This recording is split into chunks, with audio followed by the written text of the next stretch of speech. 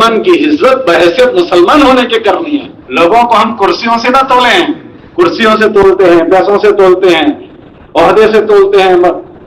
مسلمان بحیثیت مسلمان کی قیمتی ہے. مولانا علیہ فرماتے تھے مسلمان کی عزت بحیثیت مسلمان ہونے کے کرنی ہے. تو ہم سے کسی کو اس محنت میں رہتے ہیں زمانے میں تکلیف نہ پہنچے. کس کی قیمت اللہ کے وہاں کیسے؟ حضور حج میں تھے، حضور نے ایک حج کیا. عرفات سے مزدلفہ جانا تھا تو سارا قافلہ رکا ہوا تھا. اللہ کے نبی علیہ السلام حج میں گئے تو سب کو اعلان کیا کئی لوگوں آؤ ہمارے ساتھ حج کرو. تو سارے لوگ حج میں ساتھ ہو گئے. تو یمن کے لوگ بھی حج میں حضور کے ساتھ آئے تھے. یمن کے لوگ جب حضور کے ساتھ حج میں آئے تھے، عرفات سے مزدلفہ جاتے جاتے جب حضور رکے تو یہ یمن کے لوگ تھے، ان میں ذرا جلدی آ گئی اور کہنے لگے کہ چلو اللہ کے نبی علیہ السلام دیری ہو رہی ہے، جلدی جانا ہے، آگے مزدلفہ جانا ہے. سب کو جلدی ہوتی ہے وہاں، دیکھا ہے سب کو جلدی ہوتی ہے. تو ہم ان کے ساتھ حج میں گئے تھے اس لیے یاد دلا رہا ہوں ان کو کہ سب کو جلدی ہوتی ہے. تو مزدلفہ جاتے ہوئے سب کو جلدی، تو حضور سے انہوں نے بھی کہا چلو چلو جلدی.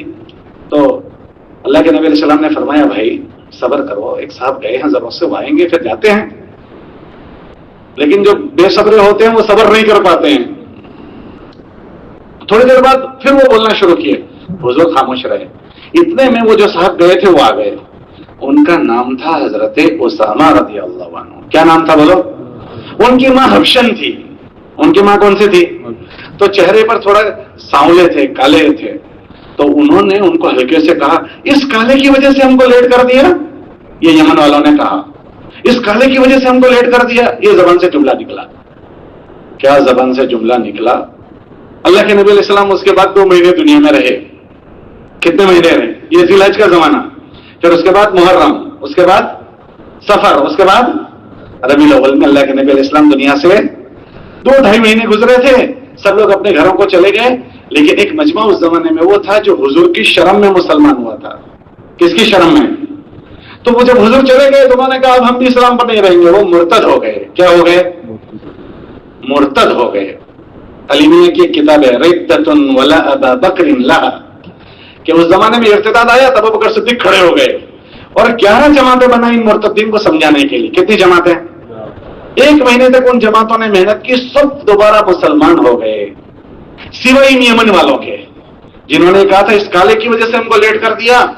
مسلمان کو ہلکا کر دیا انہوں نے، بے عزتی کی. تو امام مسلمانوں کی جماعت ان کے پاس ٹھہری. 3 دن تک ان کو باتیں سمجھائی، لیکن 3 دن تک سمجھانے کے باوجود کہ ان کو باتیں سمجھ میں نہیں آئی. تو پھر مرتد کا حکم یہ 3 دن کے بعد اگر اسلامی حکومت ہو تو ان کو قتل کرو. تو صحابہ کی جماعت ان کے ساتھ لڑی. اور وہ لوگ جنہوں نے حضور کے ساتھ حج کیا، حضور کے ساتھ سفر کیے، حضور کے ساتھ نمازیں پڑھی، وہ کفر کی حالت میں مار دیے گئے. ہے تو صحابہ کی 3ری جلد میں ہے.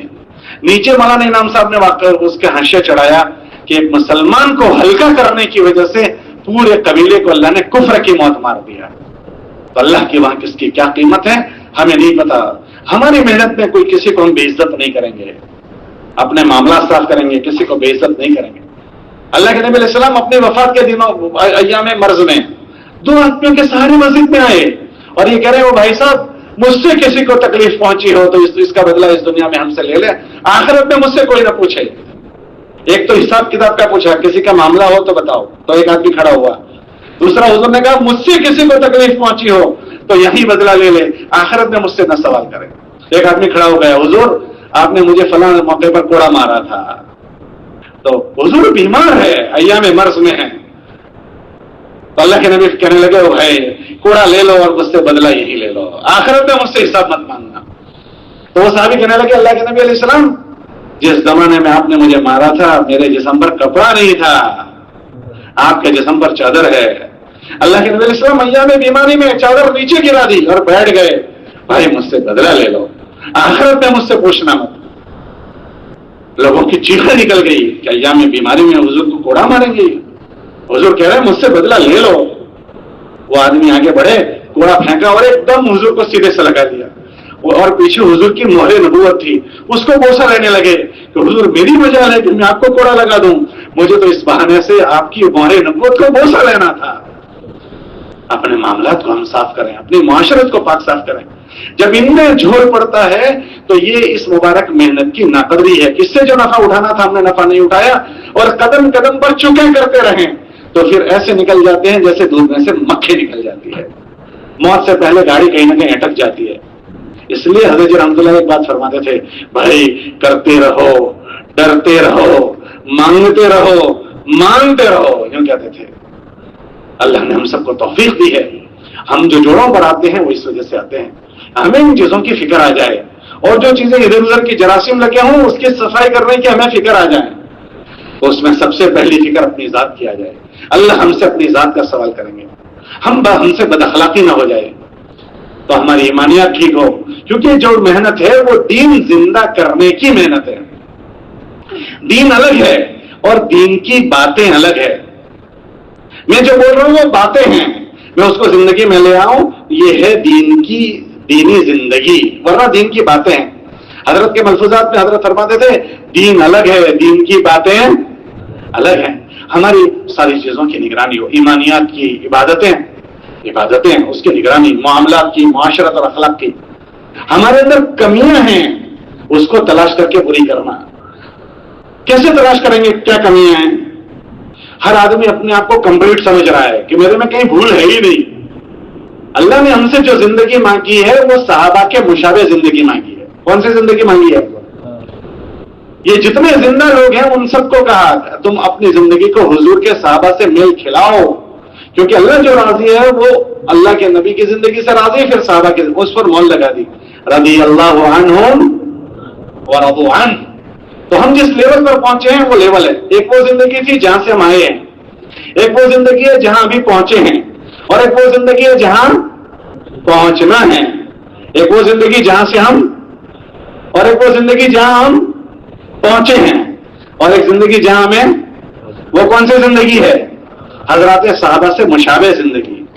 اللہ قرآن میں فرماتے ہیں ہم صحابہ سے راضی ہو گئے اور ان سے راضی ہو جائیں گے جن کی زندگیاں ان سے میل کھائے گی. رضی اللہ عنہم والذین اتبعوہم بإحسان, جو ان کے اتباع پر جائے گا اس سے ہم راضی ہوں گے. تو ہماری منزل ان کی زندگیاں ہیں, حضرات صحابہ کی زندگیوں سے میل کھا جائے, ہم میں کا ایک ایک آدمی ان کے مشابہ ہو جائے, تو پھر ہم میں اور ان میں کتنا فاصلہ ہے کیسے پتا چلے گا؟ ہمارے بزرگ تھے, انتقال ہو گیا, وہ یہ کہتے تھے اس کو دیکھنا ہو کہ میرے اندر کتنی کمی ہے تو اس کے لیے آسان عمل ہمارے پاس ہے. کون سا عمل بولو بھائی؟ وہ کون سا عمل؟ کا تعلیم کے حلقے. یہ تعلیم کی جو کتاب ہے فضائل اعمال فضائل صدقات, اس میں حضرت شیخ نے 5 چیزیں لکھی ہے. سب سے پہلے ایمانیات لکھا ہے, صحابہ کے واقعات 12 باب میں, کہ اللہ کے ساتھ تمہارا کیا تعلق ہوگا, نبی کے ساتھ کیسا تعلق ہوگا, دین کے ساتھ کیا تعلق ہوگا, وہ 5 چیزیں لکھی. پھر ارکان اسلام 5 ہے, نماز, روزہ, زکات اور حج. اللہ تم میں کیسا دیکھنا چاہتا ہے وہ لکھا ہے اس میں تفصیل سے. ایک تو وہ عمل ہے جو میں پڑھتا ہوں, اور ایک اس میں لکھا ہے کہ اللہ تمہاری کون سی نماز دیکھنا چاہتا ہے. پھر معاملات لکھے, حلال کیا ہے, حرام کیا ہے, حرام کا نوالا پیٹ میں چلا گیا تو کیا ہوگا, کسی کی ایک بارش سے زمین دبا لی تو کیا ہوگا, معاملات. پھر معاشرت لکھی ہے, امی کے کیا حقوق, ابا کے کیا حقوق, پڑوسیوں کے کیا حقوق, صلہ رحمی کیا ہے, جانوروں کے کیا حقوق ہے نا صدقات میں, اور اخلاقیات. حضرت فرماتے تھے جب یہ کتاب پڑھی جائے تو اس کو سرسری نہ لو, ان کتابوں کو آئینہ بناؤ. کیا بناؤ بولو بھائی؟ آئینے کے سامنے آدمی کھڑا رہتا ہے تو اس کی خوبی بھی نظر آتی ہے, خامی بھی. داڑھی کیسی ہے, بٹن کیسے ہیں, ٹوپی کیسی ہے, پگڑی کیسی ہے, یہ سب چیزیں دیکھتا ہے آدمی. حضرت فرماتے تھے کہ اس کو آئینہ بناؤ, اور جب کوئی روایت پڑھی جائے تو اس روایت کو اپنے اوپر تولو کہ یہ بات اللہ مجھ میں ایسی دیکھنا چاہتا ہے جو کتاب میں پڑھی گئی, اور اس بات میں کیسا ہوں. ہر آدمی اپنے آپ کو تولنا شروع کرے گا تو جو جھول ہے وہ پتا چلے گا, یہاں کمزوری ہے, یہاں کمزوری ہے, یہاں کمزوری ہے. پھر اس کمزوریوں کا علاج کرے گا, اور جب تک یہ نہیں کرے گا تو اس کو اپنی کمزوری کا پتہ ہی نہیں چلے گا. تو اس مبارک محنت میں لگنے کے بعد سب سے پہلے ہمیں اپنی فکر کرنی ہے. اللہ نے اپنے نبی سے فرمایا, نبی جی اپنی فکر کرو, قوا انفسکم, کہ کتنی فکر کرو کہ اپنے آپ کو جہنم کی آگ سے بچاؤ. تو یہ پورے مجمع کو اس مبارک محنت کی تقاضا پہلا یہ ہے کہ محنت دیندار بننے کے لیے ہے. تو ایسا نہ ہو جائے کہ ہم خالی دین کی محنت کرتے رہیں اور دیندار نہ بنے. تو سب نیت کرو کہ انشاءاللہ ہم اس مبارک محنت کی توفیق جو ہمیں اللہ نے دی ہے اس میں انشاءاللہ روز ترقی کر کے اپنے آپ کو مضبوط دین والا بنائیں گے. ہماری محنت محنت کے لیے نہیں ہے، ہر محنت ایک مقصد کے لیے ہے۔ دنیا میں سب سے بڑی جو دعوت ہے وہ کون سی ہے؟ اذان۔ شاباش، کس نے جواب دیا؟ اذان۔ اللہ فرماتے ہیں یہ دعوت تامہ ہے۔ اللہ فرماتے ہیں اللہم رب ہذہ الدعوت، ارے بولو بھائی، دعوت تامہ۔ تو اذان کس کے لیے ہے؟ اذان کے لیے، اذان نماز کے لیے۔ اب ایک آدمی اذان پر اذان پڑھ رہا ہے، اذان پر اذان پڑھ رہا ہے، نماز بھی پڑھ رہا ہے، تو چلے گا؟ تو جس کام کے لیے نماز تھی، اذان تھی، وہ تو ہوا نہیں۔ اذان پر اذان، اذان پر اذان، چلے پر چلا، چلے پر، لیکن دیندار نہیں بن رہا ہے،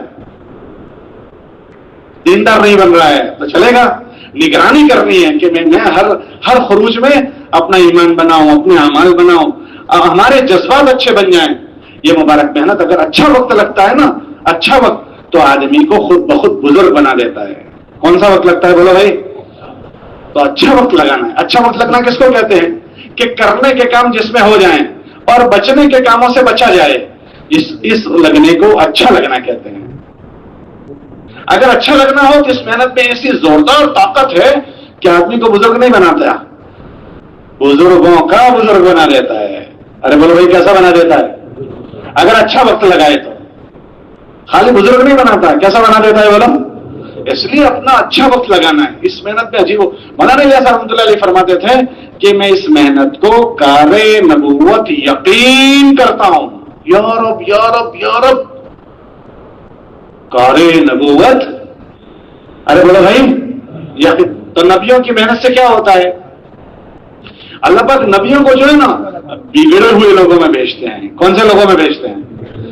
اور بگڑے ہوئے ماحول میں بھیجتے ہیں۔ کون سے لوگوں میں؟ اور بگڑے ہوئے نبیوں کی محنت سے بگڑے ہوئے لوگ بن جاتے ہیں۔ نبیوں کی محنت سے بگڑا ہوا ماحول، عرب ایسے بگڑے ہوئے تھے کہ ان کو جاہلیت، ان کے زمانے کو ہی جاہلیت کہا گیا۔ لوگ بھی بگڑے ہوئے، ماحول بھی بگڑا ہوا۔ ایک نبی کی محنت سے لوگ ایسے بنے کہ اللہ کے نبی نے فرمایا میرے سارے صحابہ ستاروں کی طرح ہے۔ یہ سب بگاڑنے سے آئے تھے اور ماحول ایسا ہو گیا کہ بہترین زمانہ میرا زمانہ۔ مولانا ایسا فرماتے تھے کہ اگر ہمارا یہ کام ایسے کیا گیا جیسے کرنا ہے تو اللہ دوبارہ 700 سال پرانا اسلام زندہ کر دے گا۔ کون سا پرانا؟ یہ ان کے ملفوظات میں ہے، مگر ہم ملفوظات بولو بھائی پڑھتے ہی نہیں ہیں۔ ملفوظ کس کو کہتے ہیں؟ ملفوظ کہتے ہیں دل کی باتیں۔ ملفوظ کس کو کہتے ہیں بولو بھائی؟ دل کی باتیں۔ وہ ہر ایک کو آدمی نہیں کہتا۔ تو یہ ملفوظات پڑھنے چاہیے تھے۔ حضرت کیا چاہتے ہیں؟ تو ملفوظات تو چھپ گئے ہیں، آج کل تو کسی نے وہ بھی چھاپ دیے۔ جتنے ملفوظات تھے وہ سب کو یکجا کر دیا، ارشادات و مکتوبات مولانا الیاس صاحب کے نام سے۔ بہت سارے ملفوظات الگ الگ جگہ تھے، اس کو ایک جگہ کر دیا۔ پڑھنے چاہیے۔ اس میں حضرت نے لکھا کہ میں اس مبارک محنت کو کار نبوت یقین کرتا ہوں۔ کیا مطلب؟ اگر اس کو اچھے سے کیا گیا تو جیسے کرنے اول میں لوگوں میں سدھار آیا، ایسے اس زمانے کے لوگوں میں بھی سدھار آ جائے گا، ماحول میں بھی لوگ، لیکن بشرطے کہ اس کو ایسے کیا جائے جیسے اس کو کرنے کا حق ہے۔ کہ یہ آدمی کو اس کے سادے سیدھے اعمال ہیں، حضرت کے ملفوظات میں ہیں کہ لوگوں کو اس کی سادگی نے دھوکہ دے دیا ہے۔ اس میں کوئی یونیفارم نہیں ہے، ہاتھ میں کوئی لیپ ٹاپ واپ ٹاپ نہیں ہے، ہٹو بچوں کی آوازیں نہیں ہیں، گمنام پڑے رہنا ہے، لیکن اس کے اندر عجیب و غریب اللہ نے تاثیر رکھی۔ 6 بر اعظم میں تبدیلی پیدا کر دی۔ کتنے بر اعظم میں بولو بھائی؟ تو اس کی سادگی کی وجہ سے دھوکہ لوگ کھا جاتے ہیں۔ ایسا طاقتور محنت ہے۔ ہمارے وہاں ایک بزرگ تھے حضرت رائے پوری رحمۃ اللہ علیہ، آپ نے نام سنا ہے؟ ارے بھائی نام سنا ہے؟ مولانا الیاس صاحب کے زمانے کے آدمی تھے حضرت رائے پوری رحمۃ اللہ علیہ۔ جب مولانا الیاس صاحب نے کام شروع کیا تو ان کو تھوڑی تشویش ہو گئی، پتہ نہیں مولانا الیاس صاحب نے کیا کام شروع کیا ہے، پتہ نہیں کیا شروع کیا ہے۔ شروع کے زمانے کی بات کہہ رہا ہوں۔ پھر تو وہ ان کے مشورے کے ساتھی بن گئے۔ مولانا عیسیٰ رحمۃ اللہ علیہ کو انہوں نے ذمہ دار بننے کا فیصلہ کیا تھا، رائے پوری نے، اتنے بڑے معاون بن گئے، لیکن شروع میں نہیں پتا تھا کیا ہے۔ تو حضرت رائے پوری رحمۃ اللہ علیہ تشویش میں تھے، پتہ نہیں کیا شروع کیا ہے۔ تو وہ انتظار میں تھے کوئی سمجھائے کہ کیا شروع کیا ہے۔ ایک مرتبہ ہمارے بزرگ تھے مولانا منظور نعمانی رحمۃ اللہ علیہ، نام سنا ہے آپ لوگوں نے؟ ان کے ملفوظات ہیں، وہ ان سے بیٹھ تھے، وہ ان سے ملنے کے لیے گئے عصر کے بعد۔ اکثر مرید جو ہوتے ہیں شیخ سے ملنے جاتے ہیں تو تو شیخ سے ملنے جاتے ہیں تو پوچھ کر جاتے ہیں میں آنا چاہتا ہوں، اجازت ہے؟ تو یہ بغیر اجازت کے چلے گئے. تو ان کو بڑا تعجب ہوا کہ اچانک کیسے آ گئے. تو حضرت نے پوچھا کہ کہاں جاتے ہو؟ ابھی مولوی منظور کو دیکھا تو ابھی کہاں جاتے ہو؟ تو حضرت نے جواب دیا حضرت میں تبلیغی جماعت میں آیا ہوں. ارے بولو بھائی کہاں آیا ہوں؟ تبلیغی جماعت میں. تو حضرت نے کہا اچھا تب ان سے زیادہ قابل اعتماد آدمی کون ملے گا؟